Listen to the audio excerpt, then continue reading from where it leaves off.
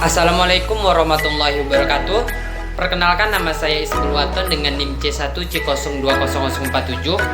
Baiklah, pada kesempatan video kali ini saya akan menjelaskan tentang makna Islam, dasar-dasar ajaran Islam, hukum Islam, klasifikasi hukum Islam, sasaran hukum Islam, dan tujuan syariah. Baiklah, langsung saja ke slide yang pertama. Makna Islam. Agama merupakan penghubung antara manusia dengan Tuhan. Pengertian agama sendiri menurut bahasa Arab adalah sakinah, yaslamu, salamatun, yang artinya selamat, damai, dan patuh. Dalam Al-Quran, istilah agama dikenal sebanyak 94 kali. Secara etimologi, agama berarti menguasai, ketaatan, dan balasan. Kemudian ada pun pengertian agama Islam. Menurut Dr. K. Haji Zaki Mubarak, MA, pengertian Islam secara terminologi atau istilah agama, khususnya agama Islam, adalah peraturan-peraturan Allah yang diwahyukan kepada Nabi dan Rasulnya sebagai petunjuk bagi umat manusia agar mencapai kebahagiaan di dunia dan di akhirat. Agama Islam diisyaratkan Allah Subhanahu wa Ta'ala kepada para Nabi dan Rasulnya berdasarkan pada satu ajaran agama dasar, yaitu monoteisme murni, tauhid, dan satu tujuan yang memperoleh kebahagiaan di dunia dan akhirat, hasanah fil al dunia wal karimah. Kemudian ada pun slide selanjutnya, yaitu tentang karakteristik agama Islam. Sebagai agama, Islam memiliki beberapa karakteristik yang berbeda dengan agama-agama besar lainnya yang dianut umat Islam di dunia ini. Agama Islam adalah ajaran rasional dan bisa dinalar dengan logika. Ajaran Islam tidak menyulitkan karena peraturan-peraturan yang ditetapkan Islam sesuai dengan keadaan dan kemampuan manusia. Karakteristik kedua yaitu Islam agama tauhid.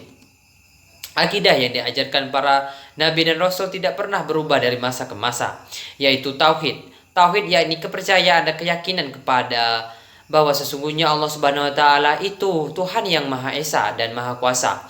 Islam agama kebenaran. Ajaran Islam bertujuan untuk menyejahterakan dan mencerahkan umat manusia menuju peradaban yang lebih maju. Tidak ada satupun ajaran Islam yang bertentangan dengan akal sehat, ilmu pengetahuan dan teknologi, norma-norma etika, sosial, dan kemasyarakatan. Tetapi justru Islam datang untuk mengukuhkan hal itu semua. Islam sebagai agama yang universal telah mengumandangkan berbagai nilai luhur sejak dalam ini diciptakan sampai tiba masa kehancuran atau kiamat. Ajaran Islam adalah ajaran yang menghargai pluralitas umat beragama, unsitivitas moderat, dan toleransi terhadap perbedaan, serta merupakan petunjuk bagi seluruh umat manusia, bukan hanya untuk satu kaum atau golongan. Sebagai agama yang syakil, mutakamil, integral, menyeluruh, dan sempurna, Islam membicarakan seluruh sisi kehidupan manusia, mulai dari masalah kecil hingga masalah besar.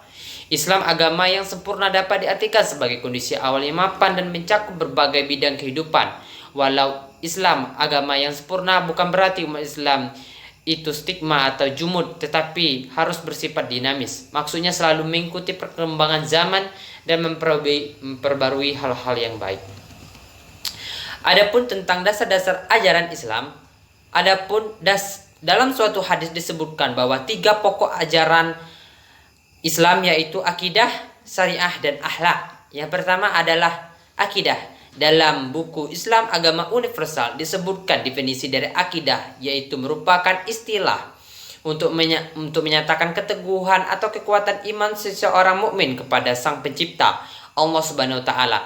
Inti dari keimanan kepada Allah adalah tauhid atau kepercayaan, pernyataan atau sikap yang mengesahkan Allah. Jika seseorang telah bertauhid, maka akan muncul sikap tauhid uluhiyah atau sikap yang hanya menyembah kepada Allah.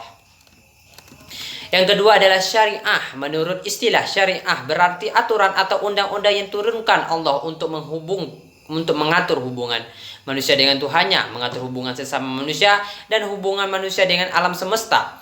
Terdapat 2 macam syariah, yaitu syariah muamalah atau amalan yang berhubungan dengan manusia, dan syariah ibadah, amalan yang berhubungan dengan Allah. Prinsip dasar dari syariah muamalah adalah diperbolehkan selama tidak ada larangan yang jelas dari Allah. Sedangkan prinsip dasar dari syariah ibadah adalah dilarang atau haram selama tidak diatur Allah Subhanahu wa taala dan Rasulnya. Yang ketiga adalah akhlak. Akhlak merupakan perilaku yang dilandasi hati nurani. Sumber pijakan akhlak adalah Al-Quran dan Sunnah. Sehingga jika seseorang berperilaku yang tidak sesuai dengan dalam Al-Quran atau Sunnah, maka dia tidak dikatakan perilaku sesuai itu termasuk perilaku yang akhlak yang mulia. Yang selanjutnya yaitu menjelaskan tentang hukum Islam. Menurut hadis Mu'adz bin Jabal, sumber hukum Islam ada 3. Yang pertama adalah Al-Quran, As-Sunnah, dan Al-Ihtihad. Yang pertama adalah Al-Quran. Al-Quran merupakan sumber ajaran yang paling utama dalam Islam. Al-Quran diturunkan kepada Nabi Muhammad SAW secara berangsur-angsur. Dengan diturunkan Al-Quran sebenarnya telah cukup untuk menjadi pedoman, rujukan, serta sumber hukum bagi manusia dalam menjalankan kehidupannya. Menurut Dr. Kailani Hadim, MA, Al-Quran memuat antara tentang pokok-pokok keimanan, prinsip-prinsip syariah, janji atau kabar gembira bagi yang berbuat baik, dan ancaman siksa bagi yang berbuat dosa, kisah-kisah sejarah Nabi, dan dasar-dasar ilmu pengetahuan. Yang kedua adalah As-Sunnah. Dalam buku Islam Agama Universal karya Dr. Hailani MDMA, terdapat pengertian sunnah secara terminologi Islam, yaitu sunnah berarti perkataan, perbuatan, dan keizinan Nabi Muhammad SAW. Sunnah memiliki fungsi sebagai penafsir, pensyarat, dan penjelas mengenai hal-hal yang telah ada dalam Al-Quran. Sunnah berdasarkan bentuknya terdapat 3, yakni fi'il, perbuatan Nabi, qawli, perkataan Nabi, dan takriri, persetujuan Nabi. Yang ketiga adalah ijtihad. Sumber ajaran Islam yang ketiga adalah ijtihad. Ijtihad berarti penggunaan rasio atau akal semaksimal mungkin guna menemukan sesuatu ketepatan hukum tertentu yang tidak ditetapkan secara tegas dalam Al-Quran dan As-Sunnah. Ijtihad dilakukan oleh para imam, para kepala pemerintah, para hakim, dan para panglima perang untuk menemukan solusi dari permasalahan yang berkembang di kalangan mereka berdasarkan bidang mereka masing-masing. Dalam ijtihad terdapat sumber hukum lain yaitu ihman, konsensus ulama, kias, analogi berdasarkan sebab atau lihat masalah, urf, adat istiadat setempat, maslahat mursalah, kepentingan umum, dan ihsihnan. Kemudian adapun sasaran Islam. Pada kesempatan kali ini kami akan berbagi materi sasaran hukum Islam yang terdiri dari submateri hukum Islam dan dasar sasarannya. Untuk itu perhatikan berikut ini. Hukum Islam. 4 mazhab fi'il yang bersumber dari ahli fikih seperti Al-Imam Abdul Hanafi mengklarifikasikan hukum Islam menjadi 5. Yang pertama adalah wajib. Wajib adalah suatu perbuatan yang apabila dikerjakan akan mendapat pahala dan apabila ditinggalkan akan mendapat dosa. Yang kedua adalah sunnah. Ialah perbuatan yang apabila dikerjakan mendapat pahala dan apabila ditinggalkan maka orang tidak mendapat dosa. Yang ketiga adalah mubah. Ialah perbuatan yang apabila dikerjakan tidak mendapat pahala dan apabila ditinggalkan tidak mendapat dosa. Yang keempat adalah makruh. Ialah perbuatan yang apabila ditinggalkan akan mendapat pahala dan apabila dikerjakan tidak mendapat dosa. Yang kelima adalah haram. Ialah perbuatan yang apabila ditinggalkan akan mendapatkan pahala dan apabila dikerjakan maka orang yang mengerjakan akan mendapatkan dosa. Sasaran Islam. Hukum Islam memiliki 3 sasaran, yaitu penyucian jiwa, penegakan keadilan dalam masyarakat, dan mewujudkan kemaslahatan. Yang pertama adalah penyucian jiwa, agar manusia berperan sebagai sumber kebaikan bukan sumber keburukan bagi masyarakat dan lingkungannya. Yang kedua adalah menegakkan keadilan dalam masyarakat. Keadilan di sini adalah meliputi segala bidang kehidupan manusia, termasuk keadilan dari sisi hukum, sisi ekonomi, dan sisi kesaksian. Keadilan adalah harapan dan fitrah semua manusia, sehingga Allah melarang manusia berlaku tidak adil. Yang ketiga adalah mewujudkan kemaslahatan manusia. Mewujudkan kemaslahatan manusia di dalam Islam dikenal dengan qasiyah syariah atau tujuan syariah. Dari segi bahasa, maqasid syariah berarti maksud dan tujuan adanya hukum Islam yaitu untuk kebaikan dan kesejahteraan masalah umat manusia di dunia dan di akhirat. Kemudian ada pun klasifikasi hukum Islam. 1 adalah pengertian dan ruang lingkup syariah dan tujuan. Syariah mengatur hubungan manusia dengan Tuhan yang disebut sebagai kaidah ubudiyah atau ibadah khusus. hubungan manusia dengan manusia atau alam lainnya yang disebut muamalah atau disebut juga ibadah umum. Dengan demikian, syariah Islam mengatur semua aspek kehidupan manusia agar seseorang muslim dapat melakukan ajaran Islam secara utuh. Utuh di sini tidak berarti semua aspek sudah diatur oleh syariah secara detail, sebab hanya masalah ibadah yang diatur syariah secara ketat. Selain itu, hal-hal yang berkenaan dengan hubungan sosial atau muamalah, syariah memberi landasan hukum yang memberi makna dan arah bagi manusia. Walaupun demikian, secara operasional urusan muamalah diserahkan kepada manusia. Adapun fungsi syariah diturunkan Allah kepada manusia sebagai pedoman yang memberikan bimbingan dan pengarahan kepada manusia agar mereka dapat melaksanakan tugas hidupnya di dunia dengan benar sesuai dengan akhlak Allah. Karena itu syariah berfungsi sebagai satu, penunjuk dan pengarah kepada pencapaian tujuan manusia sebagai hamba Allah. Yang kedua adalah menunjukkan dan mengarahkan manusia pada pencapaian tujuan manusia sebagai khalifah Allah.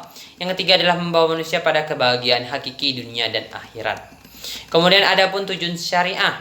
Dalam maqasid syariah sendiri terdapat 5 tujuan pokok syariah atau dikenal dengan istilah al-qawayid al-hasanah. 5 pokok tujuan syariah tersebut terdiri dari menjaga agama fi ad-din, menjaga jiwa fi an-naf, menjaga akal fi al-aq, menjaga keturunan al-aqnas, menjaga harta fi al-akmal. Walaupun dalam perkembangannya muncul unsur-unsur baru dalam penjagaan yang ada dalam maqasid syariah seperti menjaga kehormatan, menjaga lingkungan, menjaga kesejahteraan umat, menjaga keamanan, menjaga kemuliaan manusia, dan sebagainya. Namun oleh para ulama, unsur-unsur baru yang muncul tersebut masih termasuk ke dalam al-walah, al-khufsah atau lahir darinya.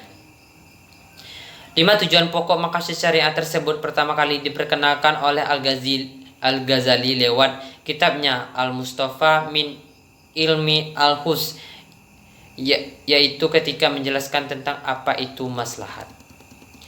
Dalam keterangan dijelaskan bahwa Al-Ghazali menyatakan bahwa maslahat atau ungkapan yang asal maknanya adalah penarikan kemanfaatan dan penolakan kesulitan. Akan tetapi untuk hal tersebut yang diinginkan oleh Al-Ghazali dalam pandangannya, maslahat adalah menjaga tujuan-tujuan syariah yang tercermin dalam 5 hal yang menjaga agama, jiwa, akal, keturunan, dan harta. Sehingga setiap hukum atau aturan yang mengandung 5 prinsip tersebut dinamakan maslahat. Begitu juga setiap hukum yang mengabaikannya dan justru menafkahinya kelima hal tersebut berarti maslahat, menolak atau menghindari dari maslahat.